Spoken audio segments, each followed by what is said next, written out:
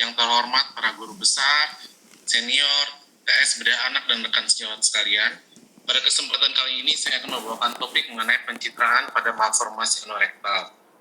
Malformasi anorektal adalah satu kelompok anomali kongenital kompleks yang melibatkan anus distal, rektum, saluran kemih, dan juga genital. Sebagian besar malformasi ini terbentuk akibat perkembangan septum urorektal abnormal pada awal kehidupan janin. Pada sebagian besar kasus, tampak gambaran atresia ani dengan gambaran pistol ke saluran kemih, genital, ataupun perineum. Malformasi anorektal juga tampak pada Burrow syndrome dan berhubungan dengan anomali kongenital lainnya.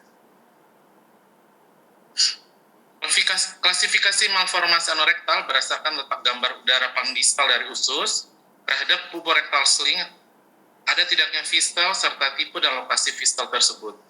Hal ini sangat penting untuk menentukan pendekatan bedah yang paling tepat di setiap kasusnya.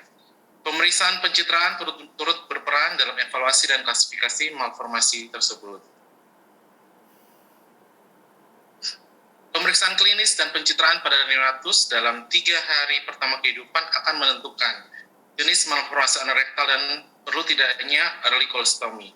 Pada anak yang lebih besar, pemeriksaan MRI panggul praoperasi merupakan metode diagnostik untuk mengevaluasi ukuran, morfologi, dan perkembangan otot sphincter, otot yang berperan penting dalam continence. Informasi-informasi dalam ini akan membantu memutuskan pendekatan bedah definitif, menjelaskan prognosis pasca operasi dan kemungkinan gejala sisa. Sekitar 70% kasus anomali kongenital dikaitkan dengan malformasi anorektal. Prognosis akhir dan kualitas hidup untuk anak dengan malformasi anorektal sebagian besar ditentukan oleh ada tidaknya asosiasi dengan anomali kongenital tersebut. Tujuan terapi adalah untuk mencapai kualitas hidup yang baik, bowel control yang acceptable, dan kemampuan seksual dan reproduksi yang normal.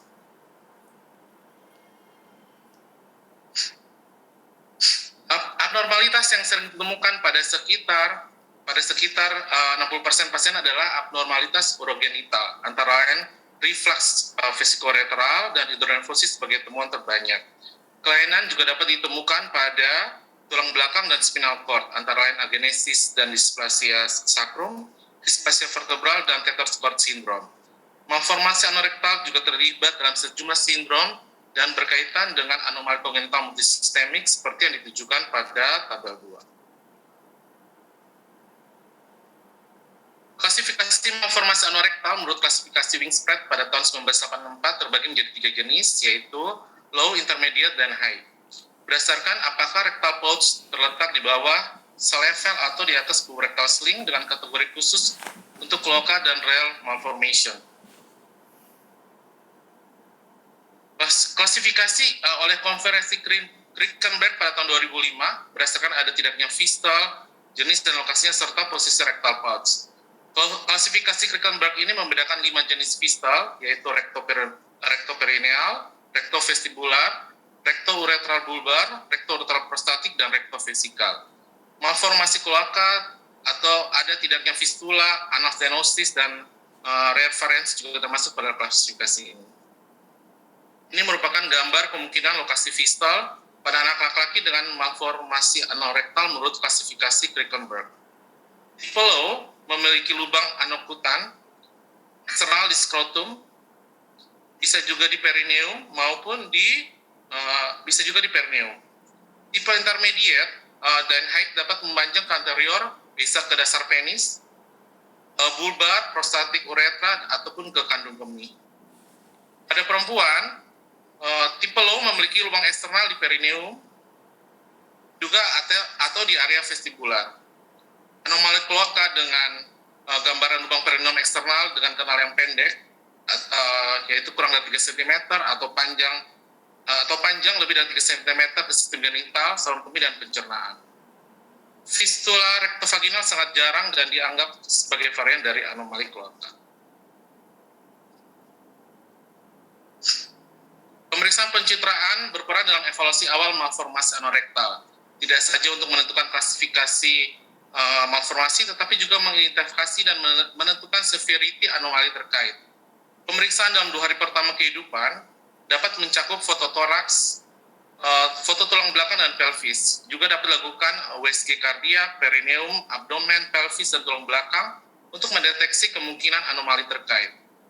VCUG sebaiknya dikerjakan pada pasien dengan temuan patologis ginjal dan kandung kemih dari USG atau adanya kecurigaan fistal rectourinaria, yaitu ditemukan mekonium dalam urin. Pemberian bahan kontras melalui kateter kandung kemih dapat mengidentifikasi kelainan kongenital traktus urinarius terkait seperti reflux vesicoureteral. Metode ini juga dapat menentukan adanya fistal rectourinary. Pemeriksaan kolesterografi distal dengan tekanan tinggi adalah pemeriksaan pencitraan yang paling efektif untuk menentukan adanya fistal. Dalam kebanyakan kasus, teknik ini dapat menunjukkan posisi rectal pouch yang akurat. Namun tekanan yang diperlukan untuk menunjukkan fistula menyebabkan penekanan pada rektum distal sehingga dapat mengurangi jarak antara rectal pouch dan anus. Pemeriksaan MRI spinal merupakan modalitas yang paling sensitif untuk mendeteksi anomali vertebra dan spinal cord. Apabila pada foto konvensional terlihat anomali vertebra, displasia sakral, ataupun hasil abnormal pada USG spinal, maka sangat disarankan untuk melakukan MRI. Foto lateral dalam knee chest position baiknya dilakukan untuk melihat jarak gambaran udara paling distal dengan anus seharusnya. Biasanya sudah kita pasang marker sebelumnya. Pengambilan foto sebaiknya dilakukan 24 jam setelah lahir sehingga fistal kecil pun mungkin dapat terlihat. Kemudian diukur jarak rectal pouch dengan marker pada anus seharusnya. Berikut adalah contoh gambar foto lateral dengan knee chest position. Klasifikasi letak tingginya klasifikasi letak tinggi, intermediate atau rendah biasanya berdasarkan rectal pouch terhadap rectal swing. Selain itu ada juga yang membagi berdasarkan jarak udara paling distal dengan marker pada anus sebenarnya, yaitu letak tinggi bila jaraknya lebih dari 2 cm dan letak rendah bila kurang dari 2 cm. Ini adalah gambaran foto beberapa pasien malformasi anorektal dengan anomali kongenital. Pada gambar ini, tampak multiple anomali vertebra seperti hemivertebrae, butterfly vertebrae. Kita juga dapat melihat udara usus hanya tampak pada usus halus dan kolon, tidak tampak udara pada rektum. Foto lateral ini menunjukkan adanya fusi parsial pada vertebra sacrum. Pada foto yang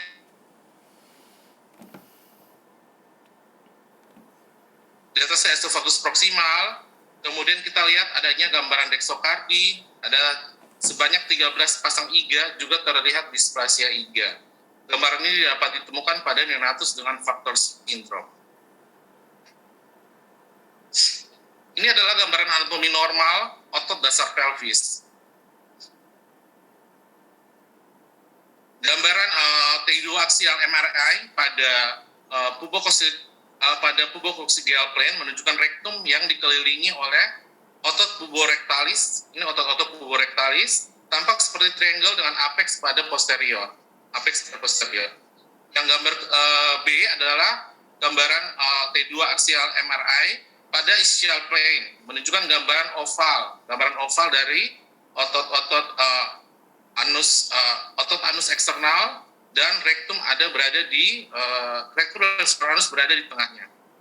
Kemudian gambar yang ketiga ini potongan koronal menunjukkan adanya otot levator ani. Otot ini menopang dasar panggul dan ampul rektum yang bertumpu pada levator hammer. Ini adalah gambaran rektum dan saluran anus. Tanda panah ini menunjukkan sphincter anus eksternal. Gambaran mid sagittal T2 MRI ini menunjukkan otot sphincter ya pada panah putih. Kemudian sebagai struktur yang melengkung di posterior tanda bintang adalah ampula rektal yang berada di atas struktur melengkung otot levator ani.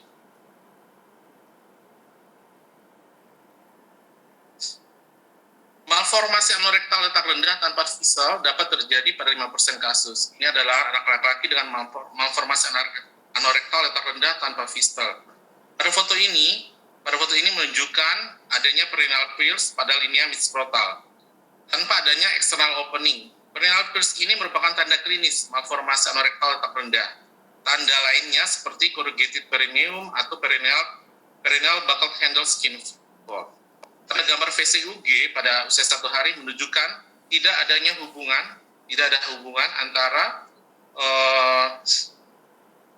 kandung kemih, dan rektum distal. Sementara pada saluran anal seperti ini dapat terlihat sampai subkutan di anterior anus sebenarnya.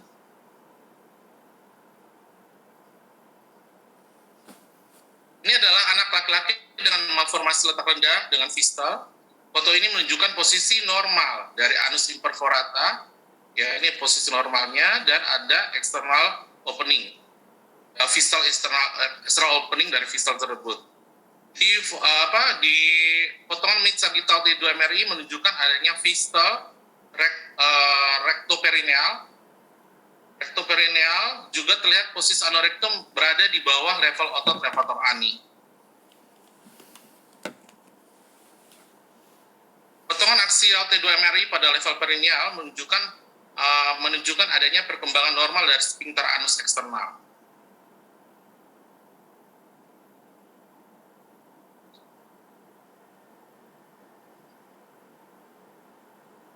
Ini adalah analogi dengan malformasi letak intermediate atau tinggi dengan fistal recto-uretra bulbar. Varian ini merupakan varian yang sering ditemukan pada malformasi anorektal pasien anak laki-laki. Gambar A ini menunjukkan gambaran kolstografi menunjukkan adanya fistal, ya, adanya fistal dari fistal recto-uretra pada level bulbar uretra.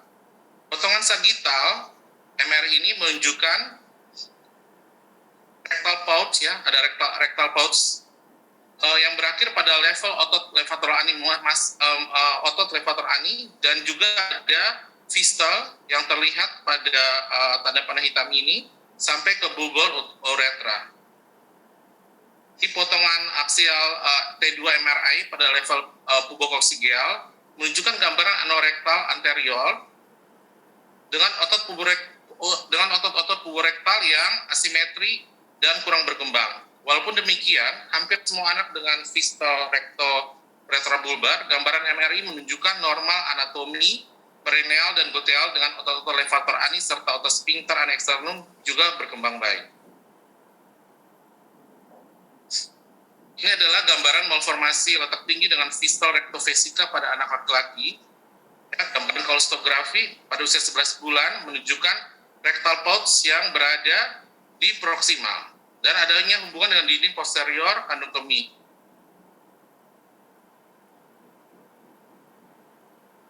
Potongan mid sagittal MRI menunjukkan rectal pouch-nya, ya, letak tinggi dengan gambaran fistal ke posterior kandung kemih.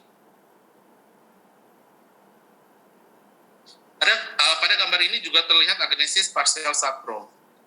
Potongan T2 aksial menunjukkan adanya atrofi dari otot puborektal dan kompleks sphincter anus eksternal yang kecil.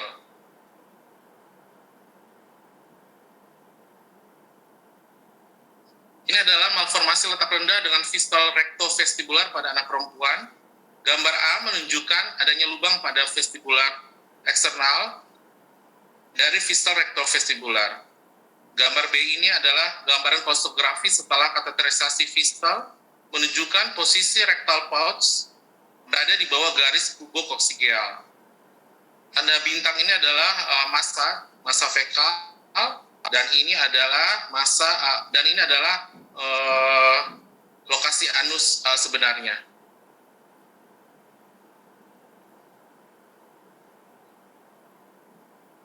Potongan aksial T2 MRI pada level pubokoksigeal menunjukkan adanya mislocated ventral anorectum.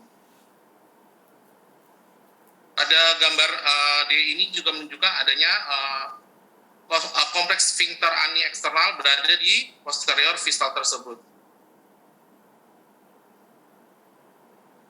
Ini adalah gambaran anomali kloaka pada pasien anak perempuan.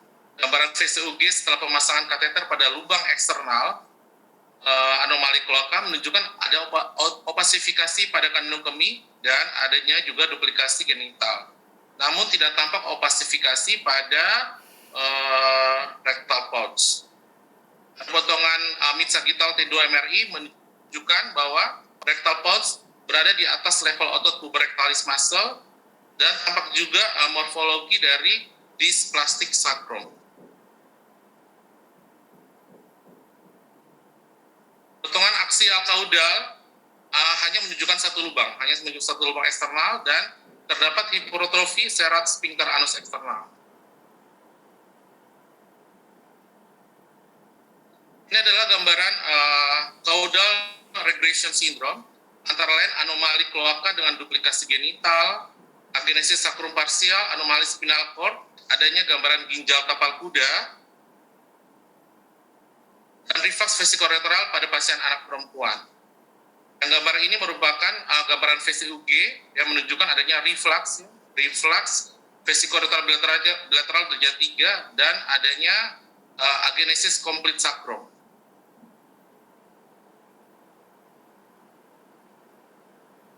Di gambaran aksial T2 MRI ini menunjukkan gambaran ginjal tapal kuda.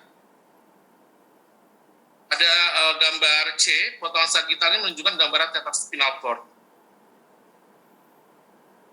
Dan pada gambar D, yaitu potongan aksial T2 menunjukkan rectal pouch berada di antara duplikasi genitalia. Juga tampak atrofi dari otot-otot puborektal, juga tidak tampak osteoceles dan lipatan gluteal yang tidak berkembang. Bagaimana dengan USG? USG perineal dapat dilakukan untuk evaluasi lokasi paling distal rectal pouch dan anatomi serta lokasi fistal recto-urogenital.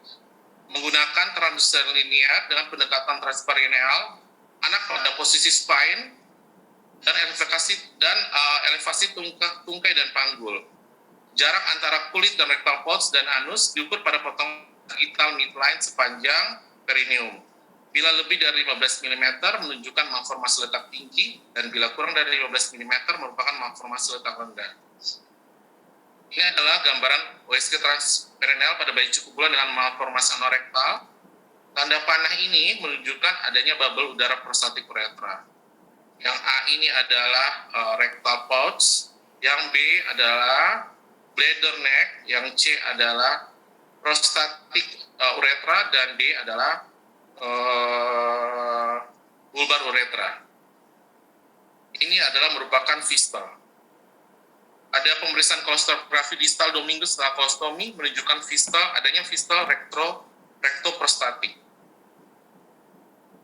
Ini adalah gambaran USG transperineal juga pada bayi cukup bulan dengan multiple congenital anomali. Tanda bintang ini menunjukkan jarak antara fistula dan bladder neck sekitar 1,85 cm. Yang A sama seperti sebelumnya, ini adalah gambaran rectal pouch-nya. Yang B adalah bladder neck, C bagian prostatik uretra, dan D adalah bulbar uretra. Sedangkan ini adalah fistula.